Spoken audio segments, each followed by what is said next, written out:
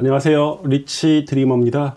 오늘은 대전 초기 재개발 구역 소식인데요. 신흥 재정비 촉진 구역 내에 현재 존치 2구역으로 묶여있는 곳이 파남 6구역이라는 이름으로 재개발을 추진하고 있습니다. 제가 얼마 전에 신흥동 5, 6구역을 설명하면서 살짝 파남 6구역에 대해서도 설명을 드렸었는데요. 이제 파남 6구역이 얼마 전에 주민 설명회를 마치고 재개발을 본격적으로 이제 추진하고 있는데요. 이 파남 6구역에 대해서 한번 이야기를 해볼까 합니다.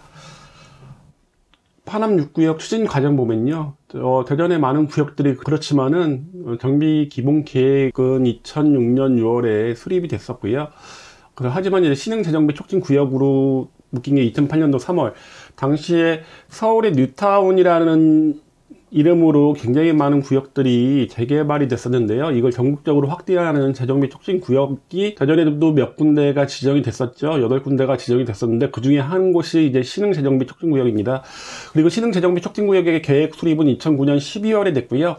하지만 신흥 3구역, 지금 신흥 SKB죠. 그 외에는 대부분 재개발이 제대로 추진되지 않았기 때문에 존치관리구역으로 2014년 9월에 존치관리구역으로 지정이 되면서 재개발이 멈춰 있었습니다. 그러다가 2022년 2월 추진준비위원회 사무실을 개소하고 이제 재개발을 본격적으로 추진했는데, 여기 추진준비위원장님이 굉장히 좀 빠르게 한 것 같습니다. 2월 달에 했는데 이제 4월 27일 날 구역 지정을 위한 입안 제안을 했기 때문에 2, 3, 4, 3개월 만에 거의 동의를 받은 거죠. 70% 정도의 동의를 받아서 입안 제안을 했기 때문에 굉장히 빠르게 추진준비위원회 관계자분들이 힘을 합치고 토지 등 소유자의 힘을 합쳐갖고 굉장히 빠르게 입안 제안을 마쳤습니다. 이렇게 빠르게 입안 제안을 마친 경우는 재개발, 대전 재개발 모든 구역을 통틀어도 그렇게 많지는 않습니다.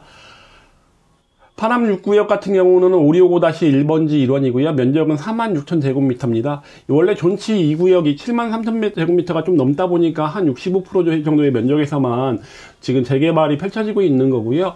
예상 세대수는 821세대입니다. 토지 등 소유자가 284명이다 보니까 약 500세대가 넘는 일반 분양분이 나오다 보니까 좀 사업성은 좀 있어 보입니다. 최고 35층으로 건설되고요. 건폐율하고 용적률 250%에 가깝게 잡혀 있습니다.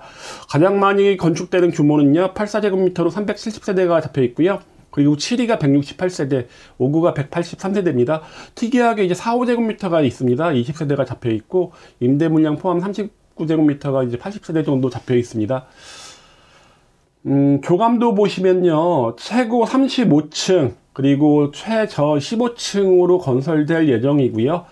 배치도 보시면 총 9개 동으로 이루어져 있습니다. 요즘 대부분 그렇지만은 남동과 남서 방향으로 배치가 되어 있고요. 중앙 광장이 가운데 굉장히 크게 있다 보니까 동간거리는 상당히 넓어 보입니다. 동간거리는 넓어 보이고요. 도로폭이 굉장히 확폭이 됐습니다. 8m에서 16m, 16m, 15m 이렇게 확폭이 됐는데요. 교통 흐름을 원활하게 하기 위해서 이렇게 확폭이 되었다고 보시면 되고, 이쪽이 신흥동 5구역이고요. 이쪽이 존치 2구역인데 파남 6구역에서 추진하는 재개발에서는 빠진 존치 구역입니다. 신흥 재정비 촉진 구역 보면요, 아까 말씀드린 것처럼 신흥 3구역 SK뷰 외에는 재개발이 더뎠었죠. 대신지구와 대동지구는 이미 존치구역으로 새들미 아파트와 대동 펜타뷰로 이미 완공이 되어 있었고요. 신흥 3구역이 이제 완공이 됐습니다. 완공이 됐고요. 그리고 A-1구역이 도시개발 사업으로 지식산업센터까지 들어서고요. 그리고 존치구역들 중에 존치 B구역 같은 경우는 이제 현재 도시개발 사업으로 사업이 펼쳐지고 있죠. B구역 전체가 아니라 B구역의 일부에서 사업이 펼쳐지고 있고, B구역의 일부에는 또 소규모 주택정비관리지역으로 선정된 곳도 있습니다. 이 D구역과 E구역을 토탈로 해서 지금 신흥동 5, 6구역이라는 추진준비위원회가 재개발 사업을 추진하는 곳도 있고, E구역의 일부에서만 73,000인데 아까 말씀드린 것처럼 46,000 정도에서 재개발이 펼쳐지고 있는 파남 6구역이 있습니다. 지금까지는 굉장히 조용했던 신흥 재정비 촉진구역인데 현재는 굉장히 활발하게 도시개발 사업이라든가 재개발 사업을 시작하고 있습니다. 대전 역세권지구로 인해서 주변 입지가 좋아지게 되다 보니까 이렇게 빠르게 재개발 사업들을 추진하는 곳들이 많아진 것으로 보여집니다. 예전에 촉진구역 지정 당시의 모습입니다. 현재 이제 6구역의 일부분으로 이제 파남 6구역으로 지금 재개발 사업이 펼쳐지는데, 얼마 전에 있던 설명회에서도 이 지금 대척되는 부분들 6구역이 포함됐지만은 파남 6구역에는 포함되지 않는 부분들 소유자분이 포함해줬으면 하는 바람을 좀 표출하시기도 하셨고요. 현재는 파남 6구역에는 이쪽이 포함이 안 되다 보니까 대전시나 동구청의 입장이 가장 중요해 보입니다.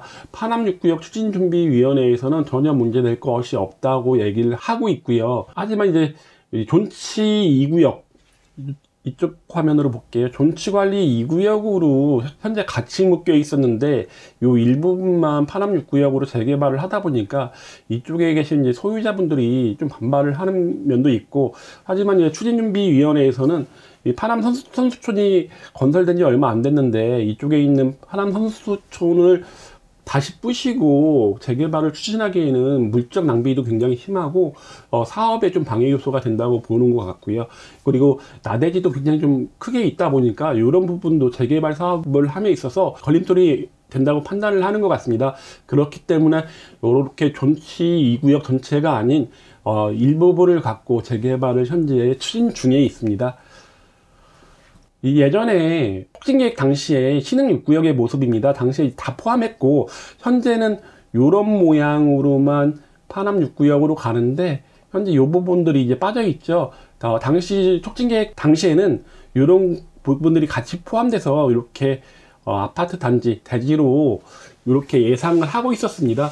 그러다 보니까 이런 부분이 관에서 어떻게 결정을 하느냐에 따라 갖고 파남 6구역의 재개발 사업이 빨리 갈 수도 있고, 이런 부분에 대한 보완이라든가 이런 부분이 떨어진다면 조금 늦어질 수도 있습니다.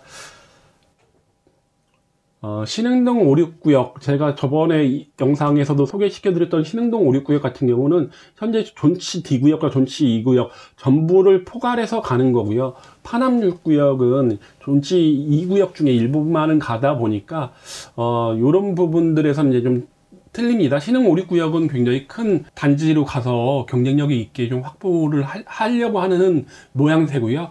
파남 6구역 같은 경우는 재개발을 좀 빨리 추진하고 싶어하는 소유자분들이 존치구역 2에서 일부를 갖고 이제 하다 보니까 이제 규모 면에서 좀 차이가 좀 있습니다. 입지 한번 보면요, 파남 6구역의 입지의 가장 큰 장점은 뭐니 해도 도시철도 1호선 신흥역의 초역세권이라는 거죠. 지금까지는 대전은 역세권이라는 구역이 크게 주목을 받지 못했습니다. 굉장히 가격이 많이 뛴다든가 그렇게 되지는 않았지만은 앞으로 도시철도 2호선인 트램과 그리고 광역철도가 완공이 되면 이제 역세권에 대한 관심이 굉장히 높아질 것 같은데, 그런 의미에서 파남 6구역의 입지는 신흥역 바로 인근에 있다 보니까 굉장히 좋습니다. 그리고 초등학교는 조금 거리가 있습니다. 대동초로 배정이 되다 보니까 조금 거리감이 좀 있어 보이고요. 중학교들도 가깝지는 않습니다. 남중학교인 충남중학교, 여중학교인 한반여중이 좀 가깝게 위치하고 있고요. 파남 6구역의 입지의 장점은 뭐니 해도 대전 역세권지구에 있는 혁신도시 대상지, 또 도심융합 특구로 지정이 됐다 보니까 이쪽에 많은 일자리가 창출될 예정인데요. 요렇게 보면은 대동역에서 한 정거장, 대전역에서도 두 정거장 차이다 보니까 배후 주거단지의 역할을 할 수 있을 것으로 보여지고요. 신흥역 바로 건너편, 파남 6구역 건너편 리더스시티 5블록 같은 경우도 공공분양으로 얼마 전에 분양이 끝났는데요. 리더스시티 4블록에 비해서는 좀 낮은 점수였겠지만은 굉장히 그래도 높은 통장 가점으로 당첨자들이 선정이 됐습니다. 이제 신흥동 같은 경우, 파남동 같은 경우가 대전의 변방에 위치하고 있다 보니까 지금까지는 주거지로서의 역할, 주목을 받지 못했는데요. 아파트들이 들어오고 역세권이 주목을 받고 대전 역세권 지구가 주목받기 시작하면서 이 인근에 있는 주거 지역들도 주거 입지가 상승한 것으로 보여지고요. 이제 파남 6구역 그 재개발이 추진되지만 옆에 있는 신흥 5구역 이쪽도 재개발을 추진해야지만이 파남 6구역의 입장에서도 좋을 것 같습니다. 왜 그러냐면 지금 신흥 SK뷰하고 파남 6구역은 거리가 좀 떨어져 있죠. 이러다 보니까 주거지로 이렇게 연결이 되어 있는 게 파남 6구역의 주거가치 상승에도 더 도움될 것 같고요. 이쪽에서 펼쳐지고 있는 도시개발 사업도 어떻게 진행되느냐에 따라 갖고 파남 6구역의 가치 상승에 조금 더 플러스 요인이 될 것으로 보여집니다.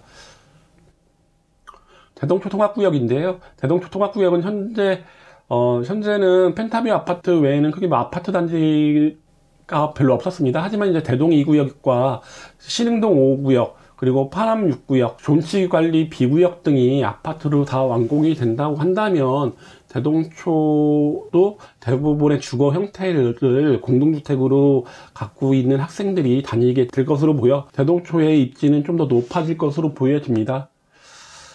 인근 아파트 시세 보면요, 대동 이스트시티가 7억 이상을 기록했죠. 대전 역세권의 영향으로 굉장히 높은 가격이 기록하고 있고요. 이편한 세상 에코풀에도 아직 2년차가 늦다 보니까 아직은 뭐 물량이 많이 나와 있지 않다 보니까 정확한 가격을 가늠할 수는 없는데 5억 후반대까지 기록했었고요. 신흥 SK뷰도 입주를 시작했는데 분양권으로는 이제 7억 6천까지 기록했습니다. 굉장히 높은 가격들 기록했다 보니까 이쪽에 있는 이제 파남 6구역도 아파트로 완공이 된다면 상당히 높은 가격 좀 기록할 것으로 보여지고요. 아마도 파남 6구역의 가격은 리더시티 가격대와 거의 비슷해질 것으로 보여지고, 제가 설명회를 다녀왔는데요. 이렇게 모형도까지 만들 정도로 굉장히 추진준비위원회에서 공을 들였던 것으로 보이고, 소유자분들이 한 280분 정도 되는데요. 설명회에 한 150분 정도가 참석한 걸로 보여집니다. 굉장히 높은 관심을 보여주셨던 것 같고, 이렇게 높은 관심을 보이다 보니까 정비계획 입안 제안을 석 달 만에 할 정도로 굉장히 빠르게 사업을 추진했던 것으로 보입니다. 그날 설명회에는 뭐 대우건설, 대림건설 등 일군 건설사들도 굉장히 관심을 좀 보였었고요. 파남 6구역의 재개발 속도는 아까 말씀드린 것처럼 관에서 존치 구역으로 빠진 곳을 어떻게 판단을 하느냐에 따라 갖고 굉장히 빨리 갈 수도 있고 조금 늦어질 수도 있을 것으로 보여집니다. 이렇게 오늘은 초기 재개발 구역 정비계획 위반 제한을 마친 파남 6구역에 대해 설명드렸습니다. 대전 재개발 재건축에 대해서 궁금하신 상황이 있으시거나 매물 내놓으시거나 하실 분들은 위에 보이는 전화번호로 연락 주시면 제가 빠르게 처리해 드리겠습니다. 그럼 이상으로 마치겠습니다.